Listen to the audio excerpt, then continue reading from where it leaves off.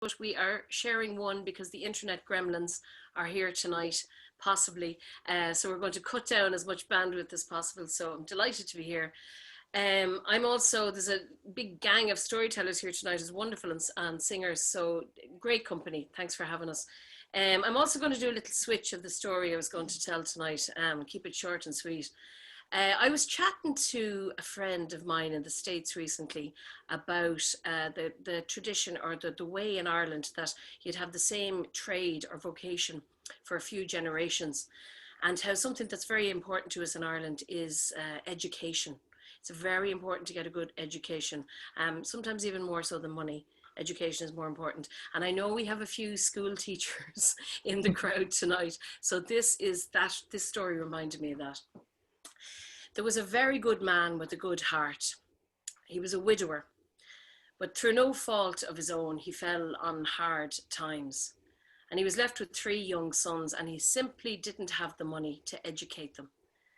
Now, he did his best and he tried to teach them as much as he knew, but he wasn't a man of letters. And his heart grew heavy, and each day heavier and heavier and heavier, until one night he was driven to the end, and didn't he go out into the black of the night, and he summoned the devil himself. He said, "Look, I'll give you anything. Would you give me the means to educate my three sons?" "Well," said the devil, "you've nothing at all that interests me, except maybe, I don't know, your immortal soul."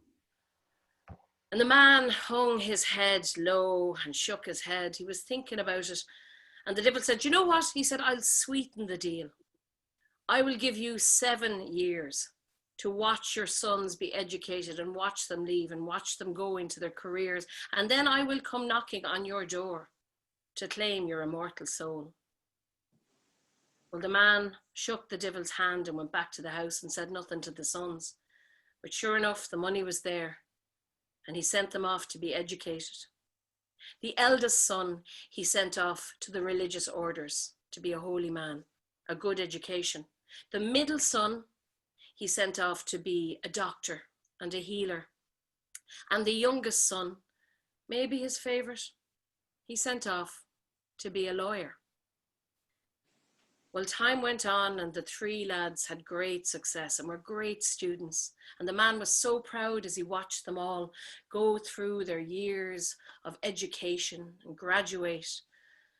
But the time was ticking towards the 7 years coming up, when the devil was going to be knocking on the door.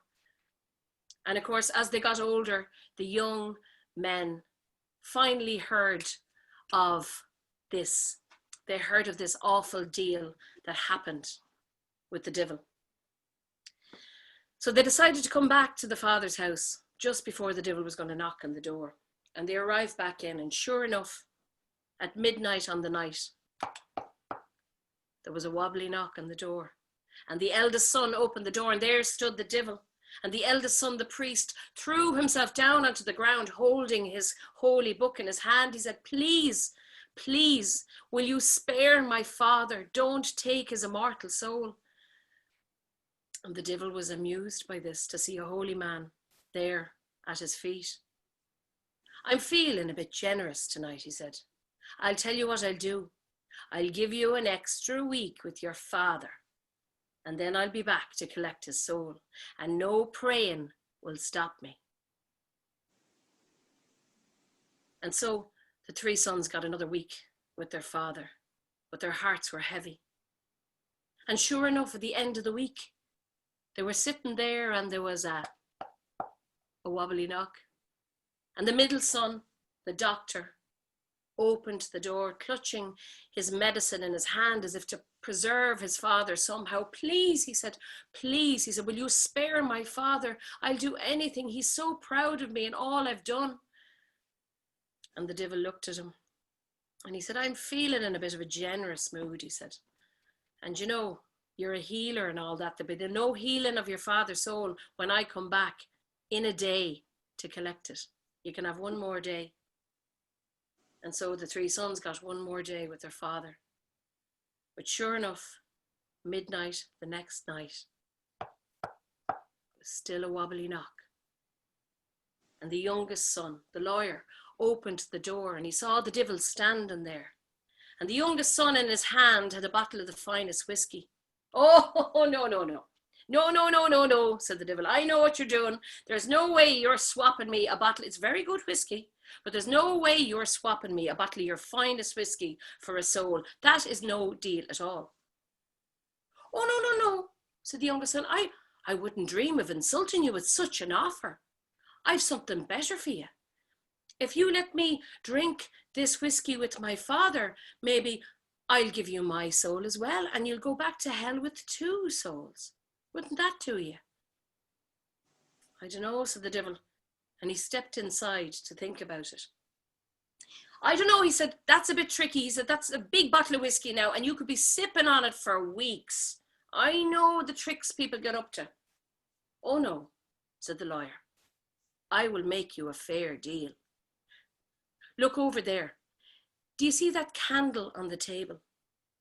As soon as that candle has burnt away to nothing, you can take my soul and my father's soul back to hell with you. And do you know what? You can take whatever whiskey is left in the bottle. Mm-hmm. Well, the devil looked over at the candle, and it wasn't a great candle. It was sort of, it's had its day, this candle. It wasn't one you'd bring out for the visitors.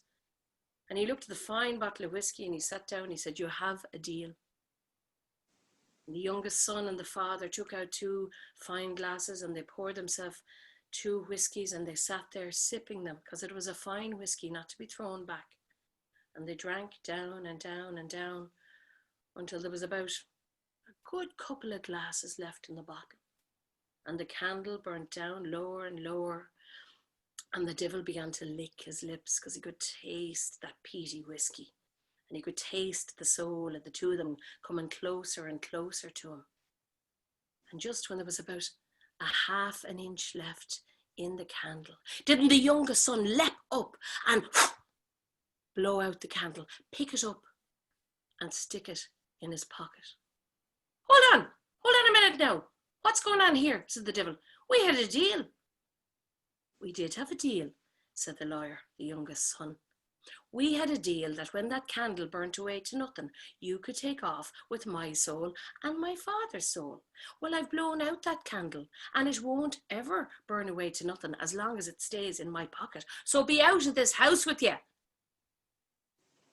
Well, you can imagine the devil's reaction, steam coming out his ears. He leapt up, but not before grabbing the end of the whiskey and running out that door. Go back, said the son. Well, the other brothers congratulated their brother for being so clever, and the father congratulated his very clever son, the lawyer. I wish, he said, I wish you would have left us a bit of the whiskey. We could have celebrated together. Hang on, said the youngest son. He reached down into the bag and pulled out a bottle. I brought a second bottle. I wasn't sure if the plan would work, but I wanted something to be drinking on my way to hell. And that's my story. Thank you. Well done. I'm going to, I might